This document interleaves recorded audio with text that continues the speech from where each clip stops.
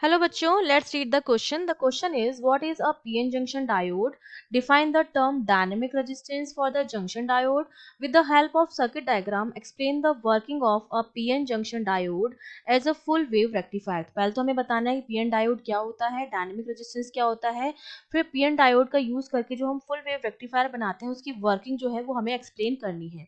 तो देखिए, इस क्वेश्चन को सॉल्व करने का हमारा जो की कॉन्सेप्ट रहेगा, उस की कॉन्सेप्ट में आपको पता होना चाहिए कि पीएन जंक्शन जो है वो क्या होता है, कैसे वो बनता है और कैसे हम उससे as a full wave rectifier use लेते हैं। ठीक है, रेक्टिफायर। ठीक है, अब देखो, सबसे पहले तो हमें पूछा जा रहा है कि पीएन जंक्शन डायोड क्या होता है। जब हम पी टाइप सेमीकंडक्टर और एन टाइप सेमीकंडक्टर को ज्वाइन करते हैं, ठीक है, और एन टाइप सेमीकंडक्टर को हमने क्या किया है, ज्वाइन किया है, तो जो हमारा रिजल्टिंग अरेंजमेंट होता है उसको हम बोलते हैं पीएन जंक्शन डायोड।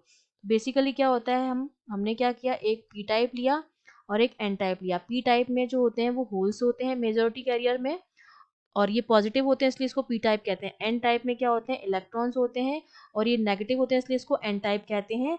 और यहाँ पर एक तरह से क्या बन जाता है, होल्स की तरफ माइनस की एक लेयर बन जाती है, माइनस आयंस की, और यहाँ पर पॉजिटिव आयंस की एक लेयर बन जाती है, और इसको हम कहते हैं डिप्लीशन रीजन और या डिप्लीशन लेयर। ठीक है, तो ये मेरा जो बनता है ये हमारा हो गया पीएन जंक्शन डायोड। अब हमसे पूछा जा रहा है कि डायनेमिक रेजिस्टेंस क्या होता है। तो डायनेमिक रेजिस्टेंस क्या होता है, रेजिस्टेंस जब हम पीएन जंक्शन को, पीएन डायोड को फॉरवर्ड बाइस में जोड़ते हैं। ठीक है, तो फॉरवर्ड बाइस में जोड़ने पर इसका जो रेजिस्टेंस आता है, जो रजिस्ट ये ऑफर करता है, उसको हम कहते हैं डायनेमिक रेजिस्टेंस। ठीक है, वही हमारा क्या होता है, डायनेमिक रेजिस्टेंस होता है। अगर हम पीएन जंक्शन को फॉरवर्ड बाइस में जोड़े तो जो भी रजिस्ट ऑफर होता है, रेजिस्टेंस ऑफर होता है, वो हमारा डायनेमिक रेजिस्टेंस होता है। बेसिकली फॉरवर्ड बाइस के रेजिस्टेंस को ही हम डायनेमिक रेजिस्टेंस कहते हैं। अब फॉरवर्ड बाइस क्या होता है, फॉरवर्ड बाइस में क्या होता है, हम पी टाइप को जोड़ते हैं पॉजिटिव से, ये हो गया पी टाइप, ये हो गया एन टाइप। पी को हम जोड़ते हैं पॉजिटिव से और एन को हम जोड़ते हैं नेगेटिव से, एन एन से, पी पी से, तो ये हमारा फॉरवर्ड बाइस होता है। और इस कंडीशन में क्या होता है कि जो रेजिस्टेंस ऑफर, जो रजिस्ट ऑफर होता है, जब एसी वोल्टेज अगर हम अप्लाई करें तो जो रेजिस्टेंस ऑफर करेगा हमारा डायोड, उसको हम कहते हैं डायनेमिक रेजिस्टेंस। ठीक है, अब हमसे क्या पूछा जा रहा है, हमसे पूछा जा रहा है कि फुल वेव रेक्टिफायर जो है वो हम क्या करेंगे।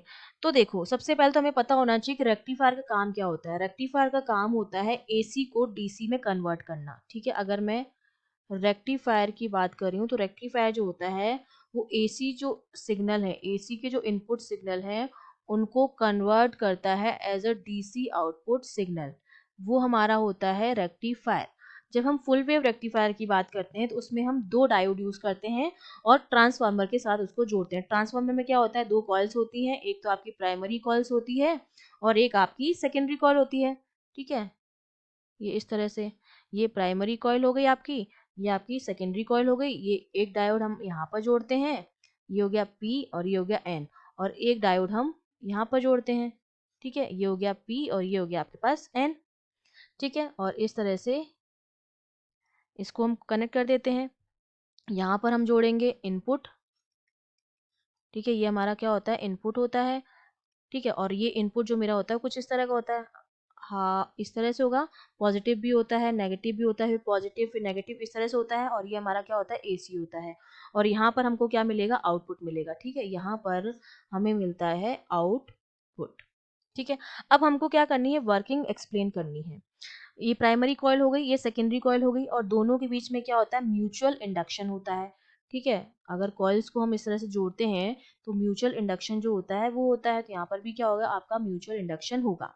अब देखिए, सबसे पहले हमने क्या लिया, पहले पार्ट में हम इसका पॉजिटिव पार्ट लेते हैं। हमने ये वाला पार्ट लिया, पॉजिटिव पार्ट लिया, तो हमारा क्या होगा, ये वाला प्लस पर होगा और ये वाला माइनस पर होगा। अगर हम पॉजिटिव पार्ट लेते हैं, ये मेरा ए नाम दे देती हूँ, इसको बी नाम दे देती हूँ, ये सी हो गया और ये डी हो गया।